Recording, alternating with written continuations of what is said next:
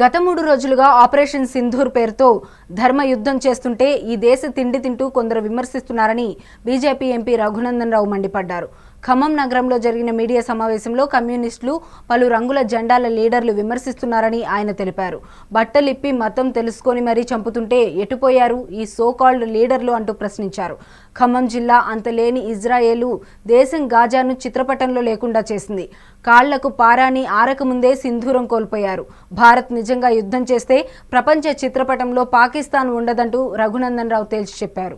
3 రోజులుగా ఆపరేషన్ సింధూర్ పేరిట భారత ప్రభుత్వం నరేంద్ర మోడీ గారి నాయకత్వంలో ధర్మ యుద్ధం చేస్తూ ఉంటే ఈ దేశంలో ఉండి ఈ దేశం తిండి తినుకుంటూ ఈ దేశ ప్రజాస్వామ్యం మీద విశ్వాసం లేనటువంటి కొన్ని ఎర్ర జెండాలు, కొన్ని పచ్చ జెండాలు, కొంతమంది ప్రొఫెసర్లు, కొంతమంది వకీళ్లు, కొంతమంది జర్నలిస్టుల ముసుగు లోపల ఒక్కొక్క ఎలుక కలుగులోంచి పొగ పెడితే బయటకు వచ్చినట్టు బయటకు వచ్చి సన్నాయి నొక్కులు నొక్కుతున్నారు.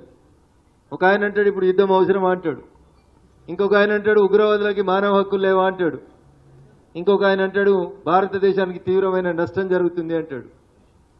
దేశంలో ఉన్న సగటు ప్రజలు అడుగుతున్నారు, అరే మీరు అన్నం తింటురా ఇంకేమైనా తింటురా అని అడుగుతారు. మనుషులా పశువులా అని అడుగుతారు. ఇది రఘునందన్ రావు ప్రశ్న కాదు. రఘునందన్ రావు అడిగితే మంచిగా అడుగుతాడు. ఇంకా ఇది సగటు భారతీయుని ప్రశ్న.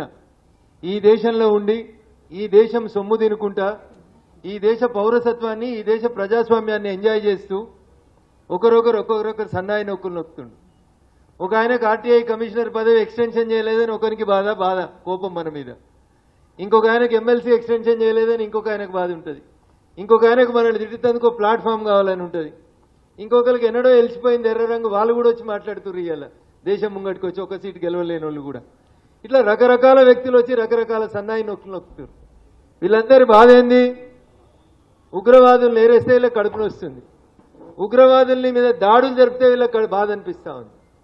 మరి అదే ఉగ్రవాదులు మన దేశంలోకి అడుగుపెట్టి ఇంతకాలం మీరు చెప్పినటువంటి the so called pseudo secular మేధావుల్లారా ఈ దేశంలోకి అడుగుపెట్టి ఈ దేశ ఆడబిడ్డల్ని వాళ్ళ కళ్ళ ముందు బట్టలు ఇప్పించి నీదే మతం అని అడిగి కల్మా చదువుమని అడిగి చదవకపోతే నువ్వు హిందువని నిర్ధారించి వాళ్ళ ముందే వాళ్ళ భర్తల్ని చంపుతుంటే ఆ రోజు ఎడదచ్చిరు ఈ మేధావులంతా.